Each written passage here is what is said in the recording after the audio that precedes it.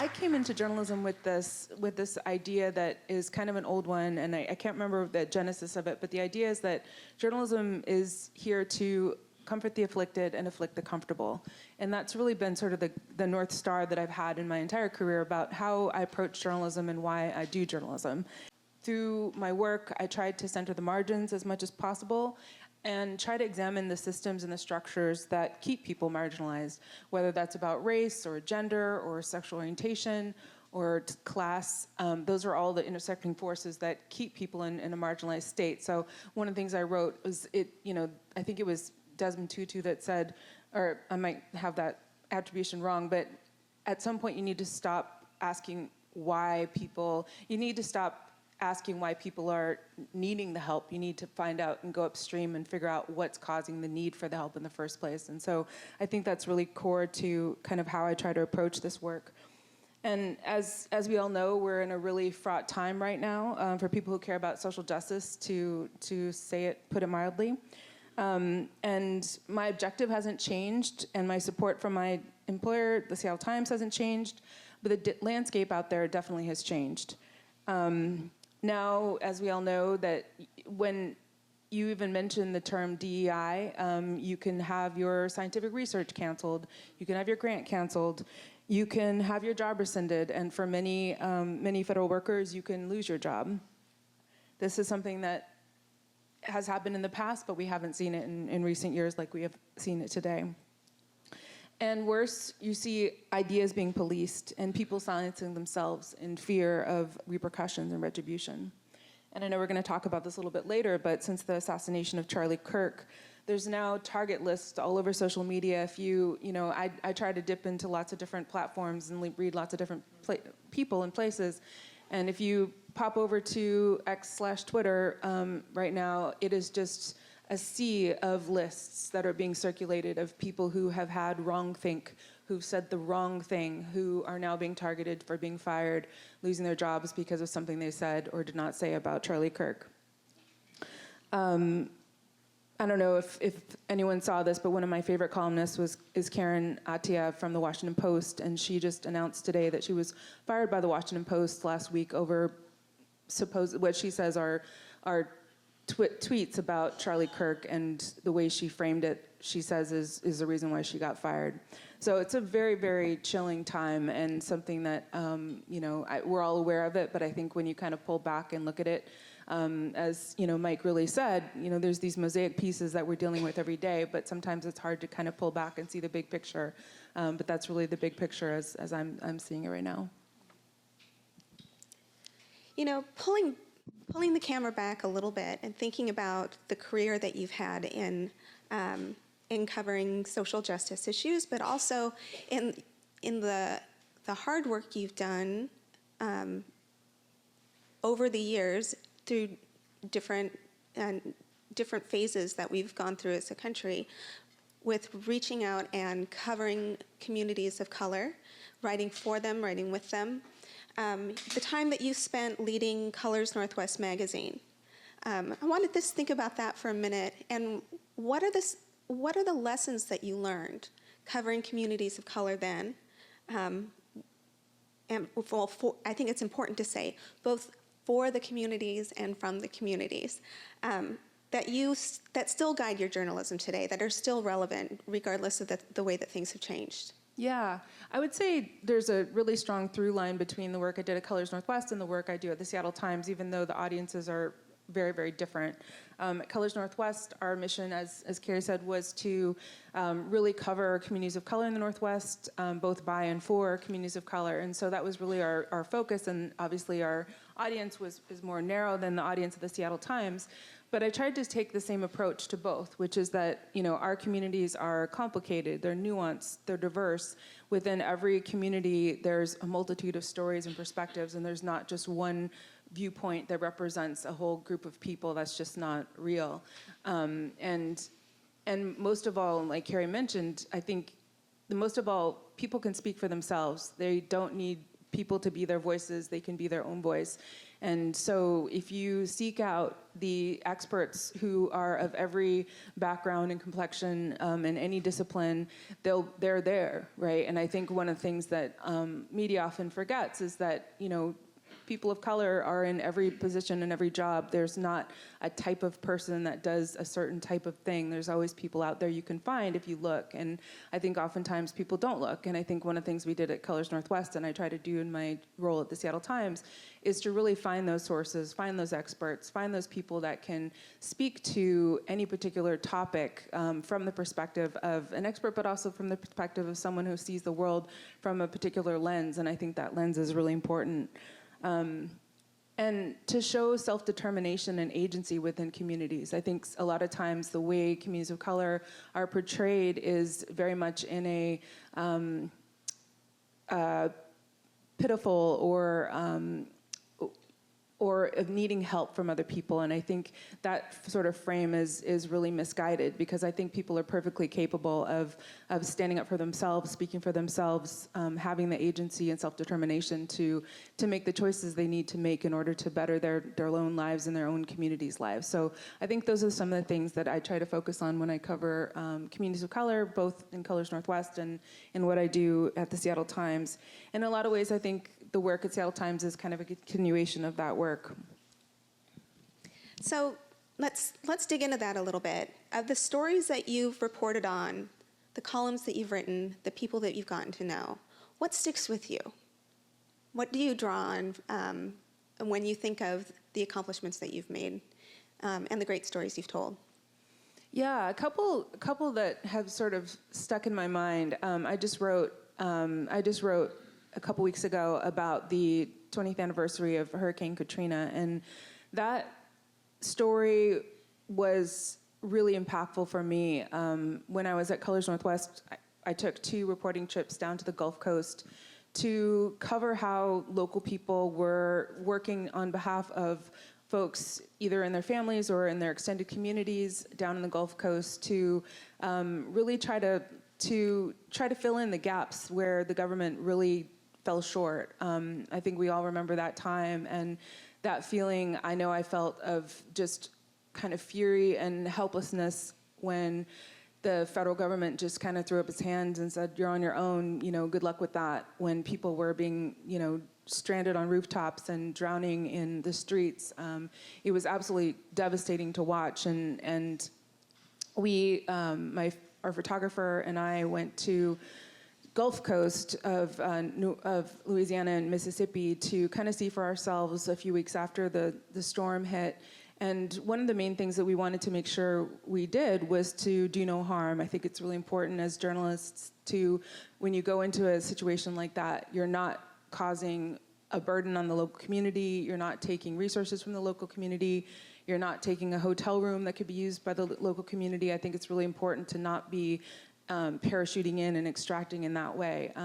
So we had gotten everything prepared to, a photographer and I, to sleep in the car that we had rented. So we had rented this really big car.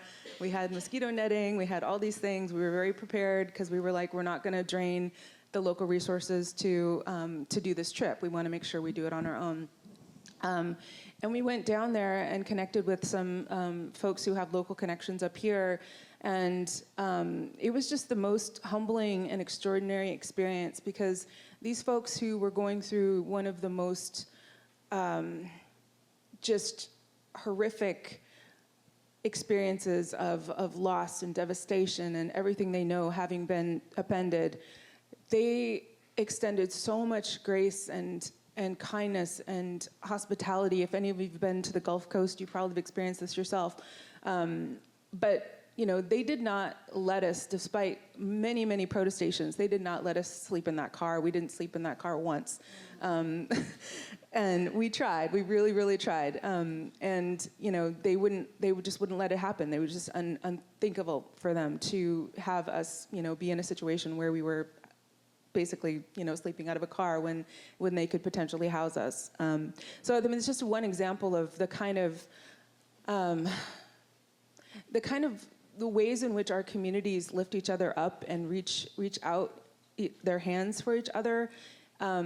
that I think we can really learn from and really grow from. And, you know, I've been so, that experience has been so pivotal, I think, in my life, covering that story, both in terms of just those individual acts of grace, but also just how kind of the worst of our government's inaction coupled with the best of our community's action, and kind of putting those into sharp relief. And that's what we tried to do with the stories we told from that trip. So I would say that was one of the most pivotal stories that stick with me. And I just did a follow-up in the Seattle Times kind of about that experience and what it looks like 20 years later. And I think there's so many lessons that Katrina tells us. And unfortunately, I feel like we are on the brink of learning them really, really hard, in a really hard way, right? So what are we going to do when that happens, right? When a climate change disaster emergency strikes, what are we going to do to support each other? Is it going to be the survival of the fittest? Are the people that have the most resources going to just hop in a plane and get out, and everyone else is sort of left to fend for themselves? Or are we going to do more what they did in Katrina, which is really say what the survival of the community is on all of us, and we're going to look to each other and we're going to support each other. And I'm not saying people should martyr themselves or anything like that, but I think we need to think about what that moment's going to look like and what we're going to do in that moment and how we're going to step up for each other, because I think that time is coming. Another set of stories. Oh, and then I think also, as we know, there could be, again, a very stark difference between how federal disaster relief comes for blue states versus red states, blue cities versus red cities. I think we kind of see the writing on the wall on that. And so I think it makes it even more pivotal that we start thinking now about how we're going to support each other as a community and how we're going to really stand together as a community. The second sort of set of topics that I wanted to mention, that I've felt really passionately about covering is the war in Gaza. I've written a number of columns on that topic over the past 2 years, and have gotten a tremendous amount of blowback from the community on that. The first column I wrote was just a few days after October 7th, and at that time, 1,300 Israelis had been killed in the horrific Hamas attacks, and at the time, 1,900 Palestinians had been killed. And I wrote that was just a terrible loss of life. And now the number of Palestinians has passed 65,000, with 165,000 injured. And I think when we talk about social justice in journalism and my role as a columnist, I could easily just sit this whole thing out, right? I would not be alone in doing so. But when I think about my role and what I'm being called to do and the responsibility I have to use my voice to comfort the afflicted and afflict the comfortable, it doesn't instruct me to sit that out. It instructs me to speak up. And so, these are moments that call for courage. And we have to take stock and take a hard look at ourselves and ask, did we meet that moment with courage, or did we meet that moment with fear and cowardice? And I didn't want to look back at this incredible privilege I have as a social justice columnist to tell these stories and feel like I missed that moment or kept quiet when I could have spoken. Thank you.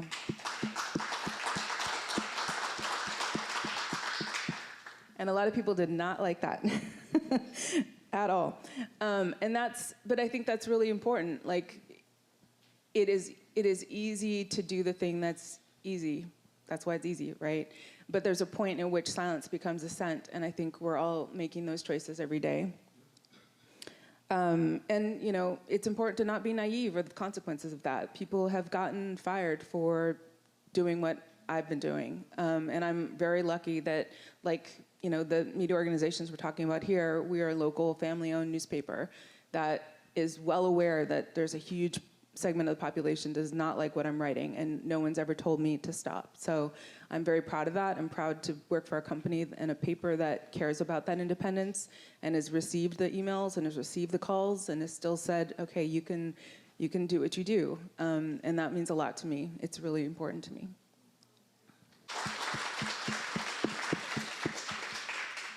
those are relevant words that will come up through the rest of our conversation, to meet the moment with courage.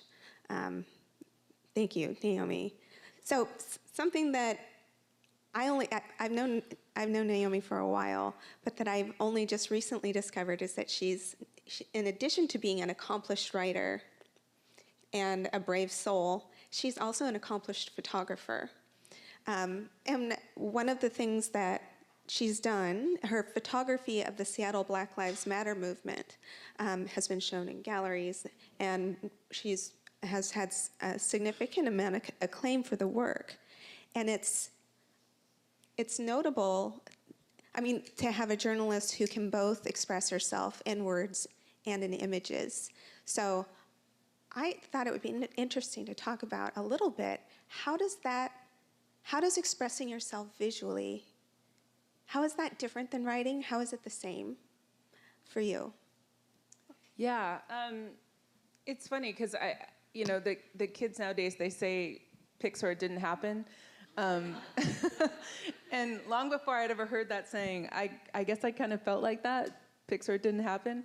When I was at Colors Northwest, I would often go to community events like this, and I would often be the only journalist there, and I would be kind of sad that there was nothing to document that the event ever happened. There wasn't anything to document that those people had took the time to be in that space together and communing with each other, or to show the beauty of the people that were speaking or performing or doing whatever they were doing. So I just started taking pictures, and I would always tell people, because I used to work at the Seattle Times long before I worked at the Seattle Times now, back when I was very young, and back in newspaper land, there's the visual people, and then there's the word people, and never the twain shall meet. And there's reasons for that. So I'd always told people, oh no, I'm not a real photographer. I'm not a real photographer. Those people do that. I don't do that. I just take pictures when I'm at these events, just to make sure it's documented, because I want to make sure people know it happened. Well, I would say that and say that and say that. I said that for about 10 years. And imposter syndrome probably is part of that too. But then people would start asking me to take pictures of their events, or they would ask me to document a protest or something like that. And I started doing that, and then I started realizing that a photographer is the person who takes photographs, not necessarily someone who's been, anointed by some higher power that you're a photographer. So I kind of reluctantly took on that mantle, and I would never compare myself to somebody like, Carrie's husband, who's an extraordinary photographer, like a zillion times better than I will ever dream of being. But that said, I had a particular niche, and that niche was covering social justice movements, just like I did in print or in words, I did in photography. And so I photographed countless Black Lives Matter protests, kind of in the height of Black Lives Matter movement in the 2010s. And that photography became kind of a living archive of a point in time that I think was really catalyzing in so many different ways. And I think I think a huge part of that kind of photography is just being there and showing up. There's this whole cadre of photographers, call them community photographers, call them what you want, movement photographers. And we would go to all these protests, and we would be kind of the, people on the street. There was about 4 or 5 of us. We would go to all the protests and photograph them all, and we didn't get paid for it, but we cared about having the movement documented. And so we just did that week after week, year after year. And I think, in doing that, we bore witness in the way that journalists do to social movements and social change. And then that becomes kind of the history. And those photos, as Carrie said, have gone all over the place. In Ava DuVernay's 13th, the film, there's a whole bunch of photos that I took in that film, which is just incredible to me, that photos that I was just taking because I thought they needed to be taken ended up in all these ways that people could see them all over the world. It's pretty incredible. But I think the moral of the story, especially for young people, is just do the thing.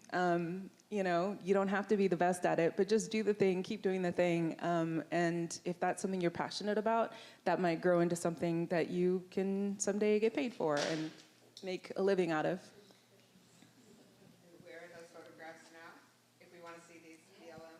Yeah. I actually have website, which is creatively named NaomiIshisaka.com. And if you go there, you can go to the photo archive. So I have all the photos in a tool called SmugMug. If you go to the political side of that gallery, you can see all the different, I have them sorted by the event, basically. And there's a ton of them, and there's probably 100,000 photos in there. There's a lot of photos in there, so have fun with that. That would have been a good idea for me to bring those, yes. But no, I don't have them here, but yeah, and then there's a couple that are in the city of Seattle's permanent collection. So they display them in various places at various times, yeah. Yeah. Yeah, really, really interesting body of work. Well, speaking of just going out and doing it, being there, taking the pictures, covering the stories, putting yourself out there, we're at a really weird moment today after this after this last weekend. Have you guys been trying to follow like the different places that the story about the Charlie Kirk assassination has gone? I don't know if you're exhausted just trying to understand it, but I am exhausted trying to parse the different perspectives and all of this amongst all of the speculation. And then I realized, well, that's Naomi's job. So in a time like this, and I don't know if there is a corollary, if there is a comparison that you can give us to a time when you've been reporting in the past and things have been quite this confused, but also the temperature so high across the country. How do you approach, or how would you recommend approaching, just for a layperson or for another journalist, how to understand and interpret? How would you go about reporting on the Charlie Kirk story? Yeah, I mean, I think the first thing is take a beat. There's this saying that I love, which is a lie can travel halfway across the world when the truth is still putting on its shoes. And I don't think we've ever seen a time that is more true than this story. From almost the second that it happened, misinformation and probably disinformation was flying at a speed that I've honestly never seen before. And you had compared it to the Boston Marathon bombing, which is, I think, a very apt comparison. I think, though, in the difference is that now we have not just Twitter, we have, every other social media platform, and ones that I don't even have the faintest idea how to understand, such as Discord, and I'll get to that in a second, and maybe someone else can explain Discord to me, but I don't understand it. And I think, this past week we've seen the worst and the worst and the worser of social media, the media in general, the efforts to capitalize and weaponize a tragic assassination and and the whole thing has just been a very chilling development, I think, for all of us. If you've been following this story at all, you know that what seemed to me immediately true was turned out to be completely an error, and that has played out pretty much on an hourly basis since that terrible assassination happened, and it's taken on so many different forms that I think the truth doesn't even know what it is right now or where it is right now, right? We were talking a little bit about this earlier, and you've got mainstream media sources that are quoting Governor Cox in Utah saying that the shooter had left-wing ideology, which I don't think anyone actually knows his ideology at this point. But I think that lack of humility and not being able to say we don't know is where we're really, really going awry right now.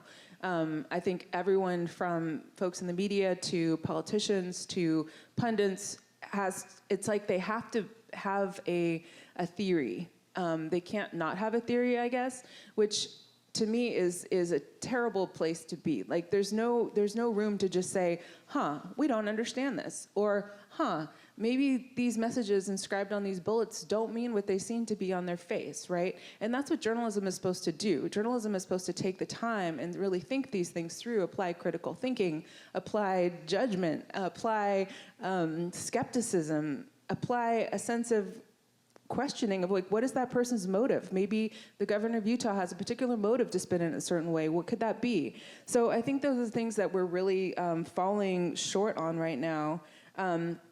I heard a story on KOW, some of you may have heard it too, this afternoon, about a trans woman who has been receiving hundreds of death threats, who lives in Seattle, because she was bizarrely conflated due to some Twitter post. It's a very long story, but was bizarrely conflated with the shooter, and now her face has been plastered all over the internet as the person who assassinated Charlie Kirk.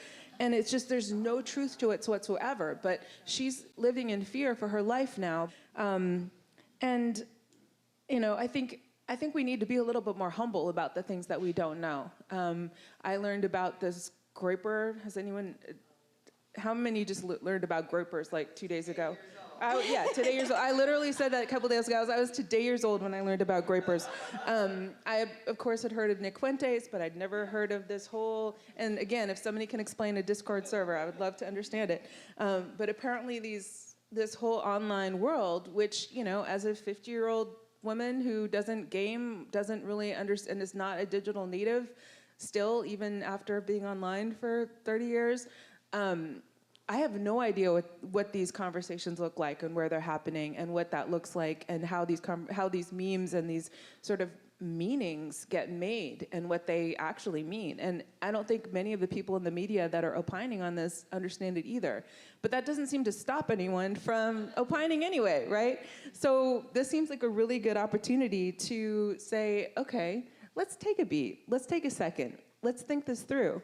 But that's just not the way of the way these incentive structures work, right? The incentive structures are rewarding people for getting the clicks, getting the traffic, saying the thing, whether they know it or not. And I think that's a really, really dangerous place to be. And I think this is the time for, credible, slow. Some people criticize the mainstream media for being slow on things, but I would rather be slow and right than fast and wrong. And I think we're really gotten too comfortable with the fast and wrong. And then at the same time, we're experiencing this very, very chilling phenomenon where, people are being fired for not saying what they're supposed to be saying, supposedly online. There's this demand that flags be flown at half staff across the country, and if you're not flying them at half staff, then you're somehow unpatriotic and don't care about the assassination of a civilian, which I don't think those two things are the same. So I think this is a really, really big test, and it's one that we don't seem to be passing very well. But there's time to do better and get it right. And I think having these conversations and talking about it and talking about where we're falling short, I think is a really good start. And to hold our media organizations accountable for the ways in which they are not meeting the moment. How remarkable would it have been if last week some of our national media organizations would have said, let's tap the brakes. We just don't know. Yes. What would that have done for trust in media? Or when they do hear these narratives about this is what the person was thinking, what they weren't thinking, say, hey, we actually don't have any way of knowing that right now. And that person who's saying they do know, they don't actually have any way of knowing either, right? Right. Right. It's a really fraught time. So what do you do when that's the space also that you live in. You live in a space where you're writing about social justice and you're writing about these issues. Do you pump the brakes? Yeah, I've been thinking a lot about that. In fact, I've been thinking a lot about how, because, if anyone read my column today, which has proven to be very controversial in and of itself, about e-scooters. E-scooters and the danger of e-scooters for young people in particular. I was in the middle of writing that when this assassination happened, and I was deep in the middle of working on it, so it was a little bit too late to pivot. But I knew that, this week I would be writing about this and been trying to think about what's the most useful thing I can say at this moment. Because I don't want to get into the back and forth of is it this ideology or that ideology, because I don't honestly think we're going to have any insight about that. So what would be the most helpful at this point? I don't actually know. I'd love to hear from you what you think would be the most helpful at this moment. But I think that this conversation we're having now about pumping the brakes and taking a second and really thinking through how we're feeding this huge social media ecosystem that's profiting off of our division and profiting off of our hatred towards one another. I don't know. That might be the message. I think that we're kind of being used as pawns in this larger game by these social media companies who are really profiting off of this division and profiting off of this toxicity and really kind of rejoicing the more that we are coming at each other's throats. And I think we're just the ones who are suffering the most from that. Yeah. So that brings me to my next question, which is, I mean, it could be related or it could be completely different. I don't know. But I'm thinking about, how in a media environment like that, in a social environment where everything is going so rapid fire, that's just one challenge of so many that a journalist like you has, because you also have to be as fact-checked as tightly as possible, because people are going to go through everything that you write with a fine-tooth comb. So what are your biggest challenges today? Yeah, I mean, I think I was thinking about this, and I think one of the big challenges right now, and Mike kind of talked about it a little bit earlier when he was using that mosaic analogy, which I love that, is that there's so much coming at us so fast on a daily basis that it's almost hard to kind of see the whole picture of the mosaic, right? The way I thought about it earlier was, we're missing the forest for the trees, but I really like the mosaic idea even better, which is that, we've got all these little pieces and we're constantly chasing those little pieces as, people in the news media, because they're noteworthy and they're important, and we need to be telling people what's going on. And at the same time, sometimes I feel like we're missing the bigger picture, and we're missing what does this time look like in kind of the whole arc of history? How does this moment compare? Is this like McCarthy era? Is this like the 1960s? Is this, somebody said, that this was most akin to the late 1960s in terms of kind of the volatility of our political landscape. I wasn't alive in the 1960s, but I definitely, can respect that perspective.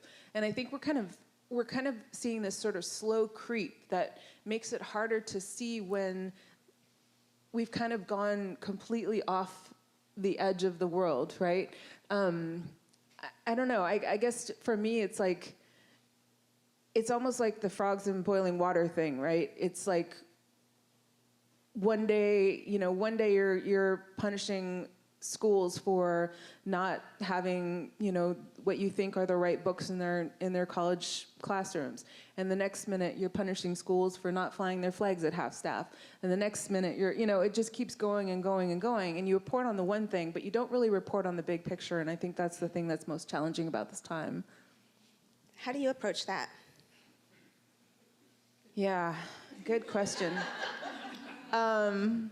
It's really hard. I mean, it's really hard. I saw someone in the comments section saying I was the most unhappy person in all of Seattle because my columns are so bleak, according to them. But I'm actually not an unhappy person. But I write about things that are challenging. I mean, that's my job. But I don't know. I don't think I really cracked the code on it. I think I try to talk to, as much as I possibly can, people that can have that, who have a better long view than I do, who are, students of history or students of kind of a political, can kind of see that bigger picture in a way that I might not be able to. That's helpful for me, and that's one of the things I was thinking about for this week, which is, is this a moment for people of faith? Is this a moment for political scientists? Is this a moment for historians? Is this a moment for all of them?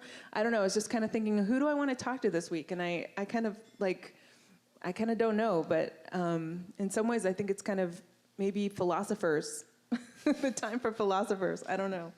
You'll find out on Monday which direction I went on that.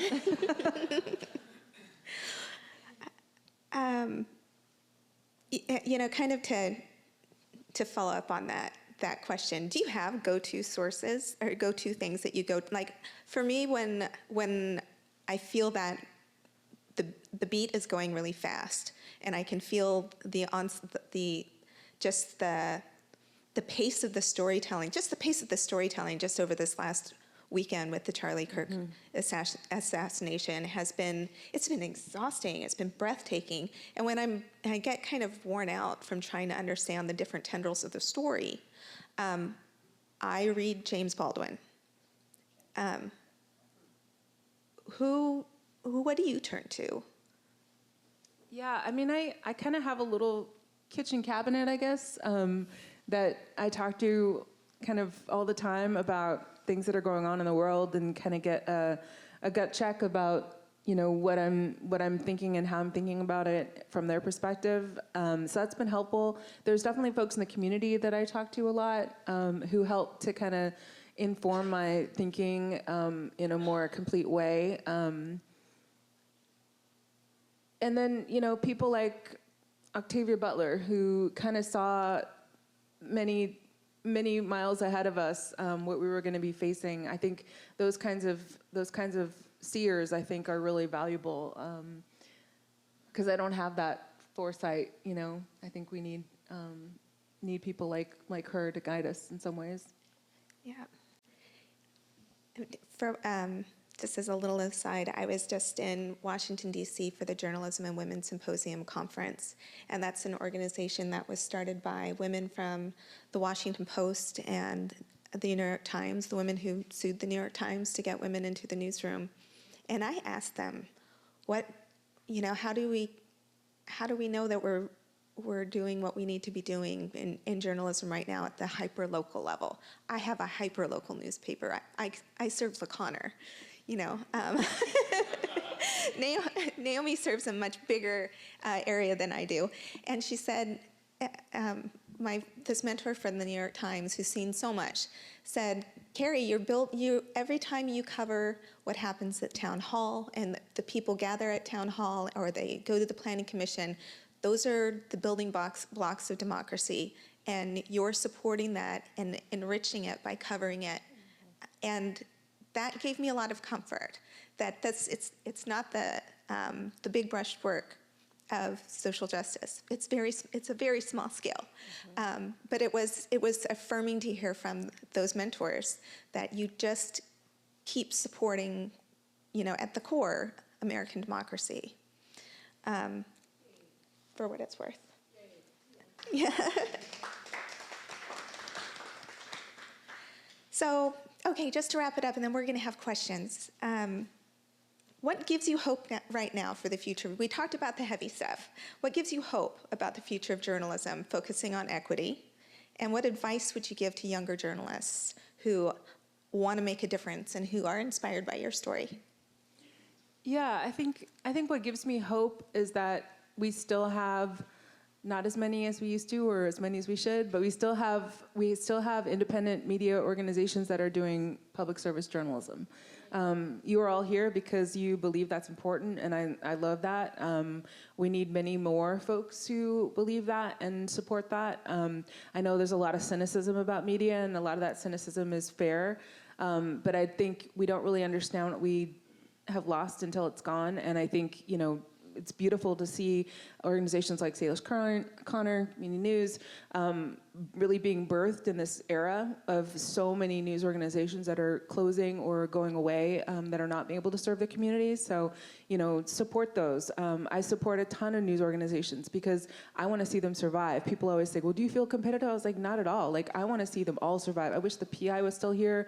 I wish the Seattle Weekly was still here. I wish they were all still here because it makes us all better. We need more and more and more. I wish we had, ton more journalists of every discipline, in every part of community we possibly can. So support those organizations, institutions, because they really, really need us. I think, we saw that in sharp relief with the cuts to NPR and PBS, but that also applies to our local news organizations too.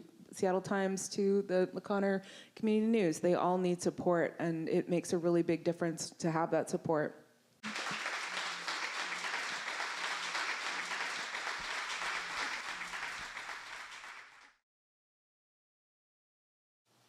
how do we overcome the structure of the internet with respect to the algorithms that guide and send us what they think, what they know we want to read, and the economics of far right and far left among social commentators, because the more farther left and right they get, the more money they generate, and people who are moderate do not generate large amounts of money. How do we overcome that basic economic structure?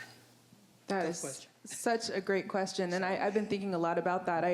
I was struck by how many people I knew who had never heard of Charlie Cook when he was assassinated last week, and I was just shocked by that. And it speaks to what you're talking about, right? We are in a completely contained information ecosystem, and it's a real big problem. And one of the things that I appreciate about my readers, who are often very critical of what I have to say, is that they open my eyes to a worldview that I don't necessarily come in contact with on my own social media or in my own community networks, right?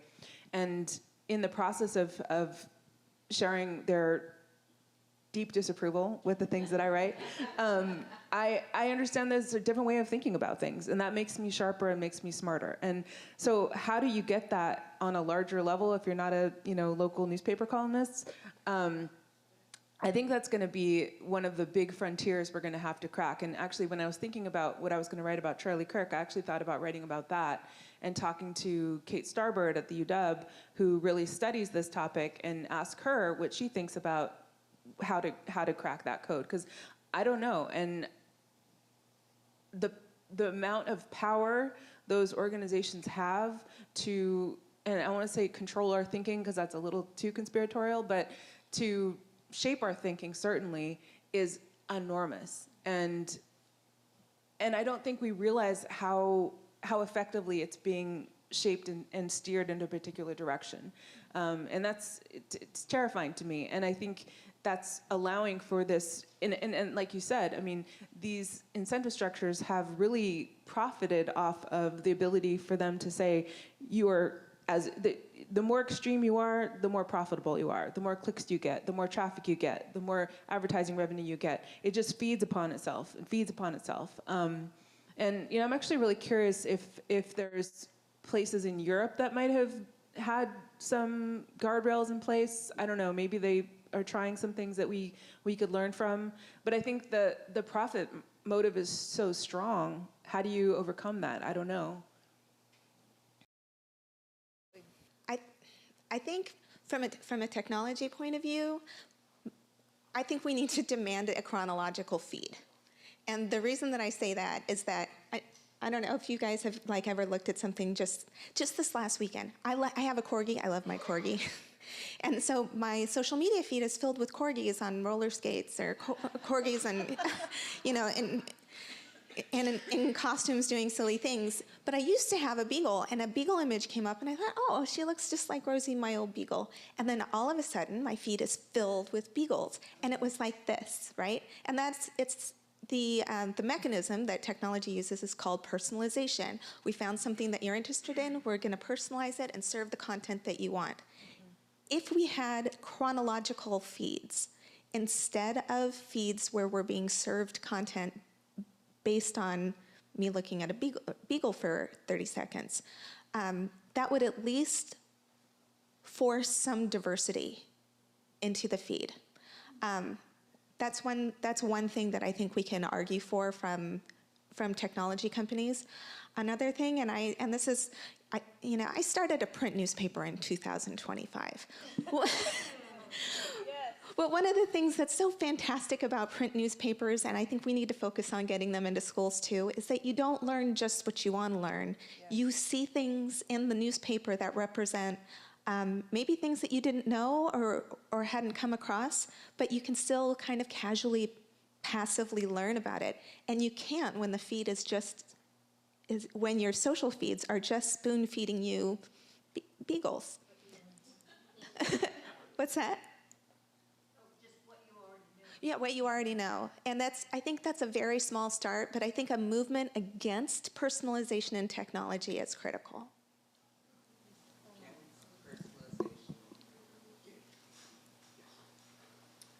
I have a two-part question. The first one, you mentioned that you weren't around in the McCarthy era, but from what you know about it, would you say things are better, worse, the same, or you don't know compared to then? I guess I would ask, to her point, I would ask how folks that were around in the McCarthy era would think about that. If I were asked that question as a journalist, I would ask somebody who actually was around during that era. So what do people think? Raise of hands. Do you think it's better?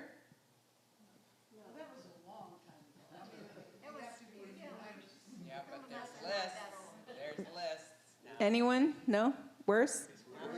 Worse. Worse. Social media. Yeah. Right. And the part two of my question is, in the early days of Hitler, how you would compare what's happening in this country to that?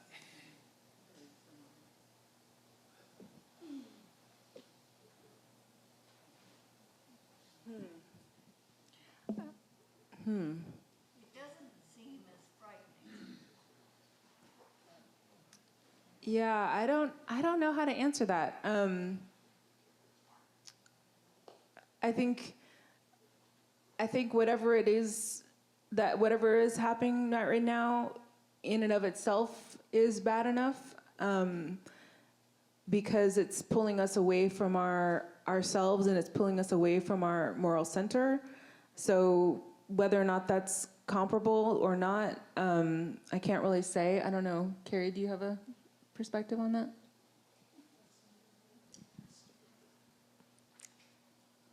As a student of World War II, I focused more on the Pacific Campaign. So I haven't studied the forward charge of Hitler. What I can offer is, this is back to this conference that I was just at. Peggy Simpson from the Associated Press, who covered JFK's assassination, and she was. And can you imagine being a young woman in the 1960s working for the AP covering Congress? She had an incredible job, and then she joined with other women from the Associated Press and sued in a class action lawsuit to end gender discrimination at the AP. And one of the women that was in the audience asked her, what should we be doing now? Because we're seeing older journalists being showed the door. You know, we're seeing unfair firings. And Peggy said, you got to meet the moment with the tools that you have in the moment that are appropriate. And I can't prescribe that for you. And so I thought that was a really fair answer. It's not the easiest answer, but I think we know more now than we did then, and we should assess those tools. I'm going to ask a quick question. Hi, Naomi. Thank you so much for this conversation. I really appreciated it. My name is Sophie. I'm a writer with the Salish Current, and you were talking about immigration earlier.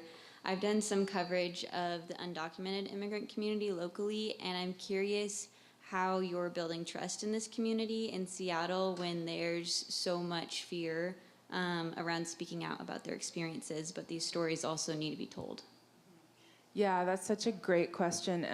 And, you know, I would say it's really hard to build trust. Like I said, you know, I was doing a story, and there was someone who, you know, didn't feel safe even being anonymous in the story, and that was something I've never encountered before. So the level of fear is really at a level that I've not experienced before. But, you know, one of the good things about having been born and raised in Seattle and lived there, you know, my whole life, and also having worked at Colors Northwest for so long, and then this job, there's a lot of folks in the community that I can talk to who know me and know my work, and know that if they tell someone that I'm someone they can talk to, that I'm not gonna, you know, go against anything that I've said I'm going to do, or I'm not going to, run a piece of information that we've agreed that we would not run. So I think that kind of credibility is really important. Unfortunately, the media hasn't always done a great job of that, which is part of why the trust isn't there. I mean, and then we're just in really extraordinary times, right? People are getting picked up for being at the Home Depot or, going to pick up their kids at daycare. So the level of fear is enormous. And a lot of the places that I would go to, meet people or develop sources, those events are being canceled. So we're going to have to go, do some harder work. And that's what we're going to have to do at this time. Is there anybody else that?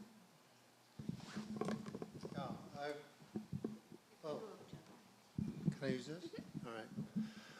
The thing that I've noticed a lot is that it's a sort of a generational divide a bit, even though everybody's trying new things, even at our age, that there's so much that people can put on social media and it can change within seconds to something totally different. It goes on and on and on.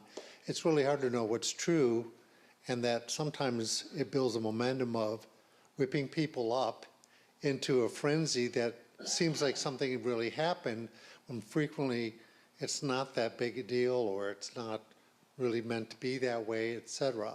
And so it's that generation, and I think there are a lot of great, people who are in that generation, and people who are like, I can't be on social media all my day, and it's a waste of my time, but it's curious.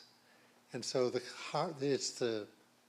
it's the concern about how much should I be pulled into this, and that to a point where it gets turning over so fast that it actually starts to look real.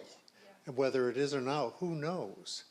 And so I think you have a hard job, and everybody else who reads or looks for the news have a hard job figuring out what's going to happen, because there's this, people who are a lot younger are much faster at it, no doubt. And that's going to build momentum to a point where it starts to look real, or it's entertaining and real. And so I think I tried to turn some of that off. I tried to turn a lot of it off. My son complains that I don't sign up for Facebook. I said, I don't even know, 80% of the people you're sending to me. And so that's not bad. I'm not a hermit. However, that generation's building momentum up where they're, within seconds they're changing the momentum of what the issue is, like that. And as a journalist, you're like, how do I catch up with that? And how do I find what's real when it's happening every day, every hour? Yeah, I mean, I think that's one of the things that's been really troubling to watch is that, I heard a statistic yesterday, I can't remember the exact number, but a huge proportion of people are getting their news from social media, right? And that news is very hard to discern fact from fiction, as we know, right?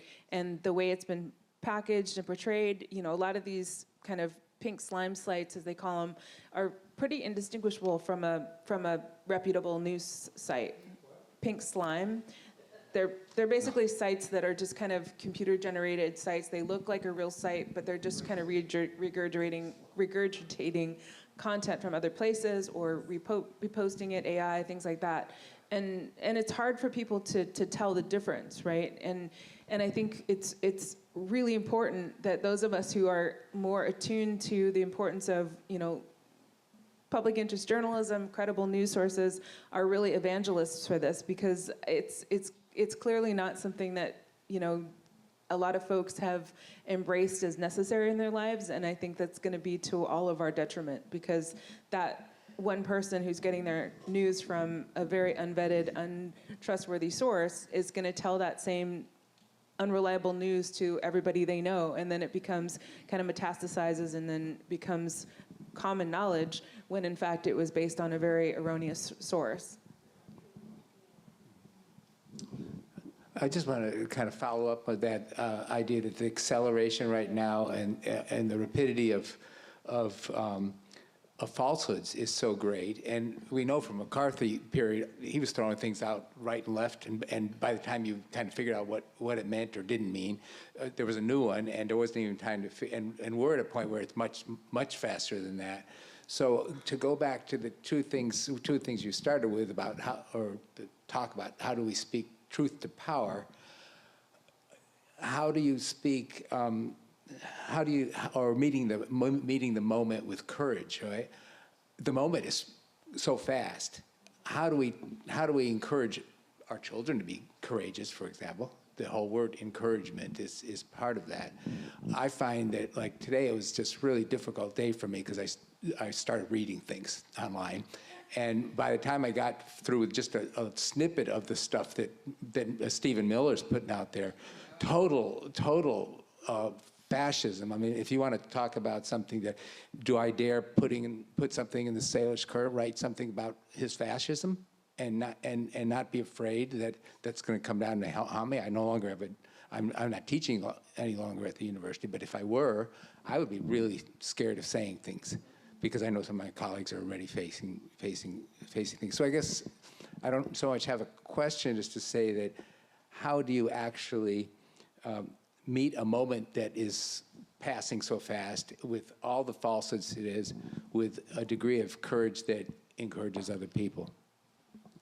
Yeah, that's a great question. I think one of the things that we need to do much better is really educate on media literacy and what critical thinking in social media looks like, and these dynamics that we've been talking about around the social media incentive structures and how they play out, and the profit-making mechanisms, and not just let ourselves become kind of swallowed up in it, but really challenge it and say, hey, I'm not going to become a cog in this wheel, and these are the ways I'm going to sort of interrupt that. And I think young people are a lot more open to those conversations than we might think. You know, I think a lot of the Gen Alpha and some of the Gen Z are a lot more resistant to social media in certain ways, I think, than some older generations. And I don't know if that's going to continue on. Maybe that'll change, but there definitely seems to be a kind of a trend towards,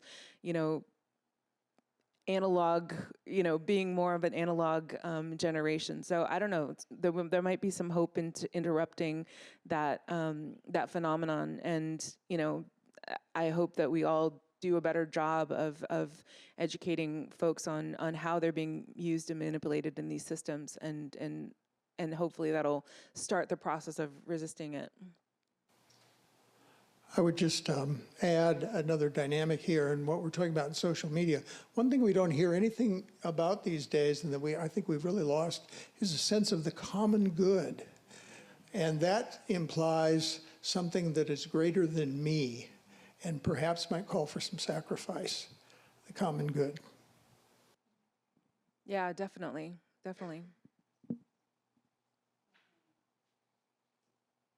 Hi, Naomi. Wow, it was a lot louder than I was expecting. Okay.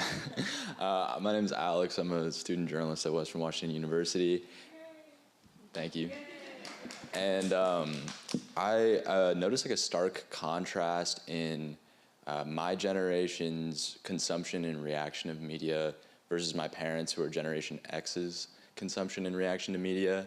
And I'm wondering what concerns you about my generation's consumption and reaction to media, and what inspires you, and what would you like to see instilled in the younger generation's consumption and reaction to media from the older generation? Okay, I'm going to be a journalist and ask you what the difference you see is. I feel like I noticed that Generation Z, maybe it's just because people are online so much in my generation. I feel like sometimes it doesn't seem like we're surprised by a lot of very concerning things, whereas I'm surprised sometimes that my parents are surprised by things. So, yeah, I don't know. Do you think it's kind of a cynicism then of your generation around, we've seen this before, we're not really very fazed by it anymore?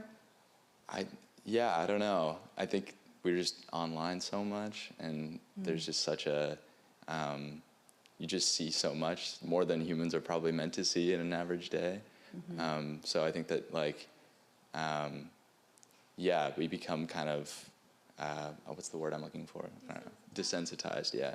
Thank you.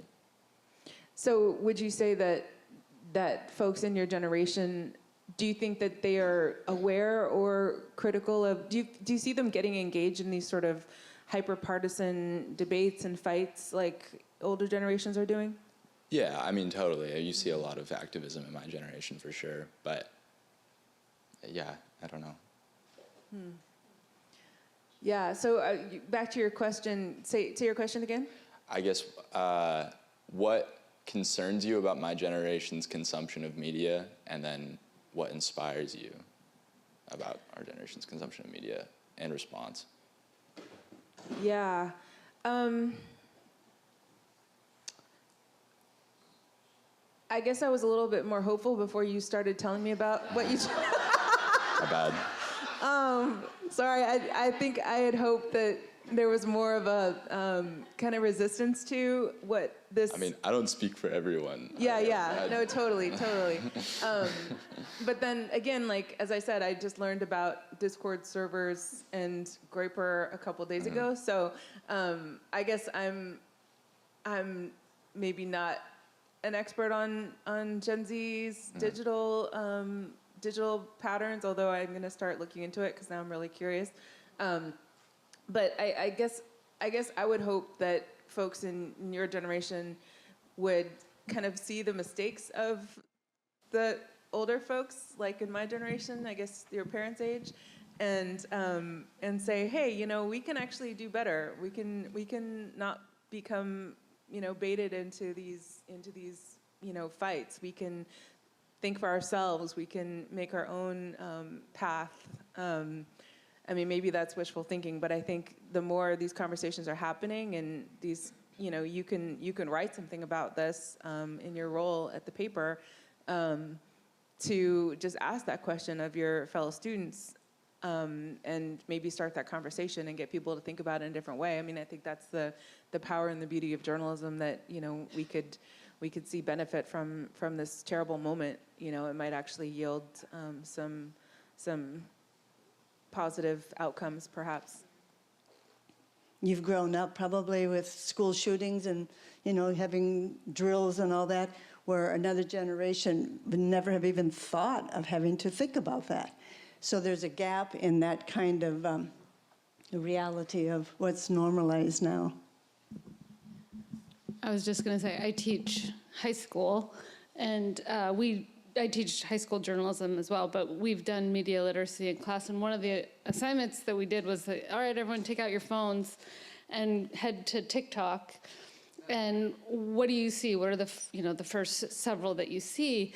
And just walking around, every single person had something entirely different.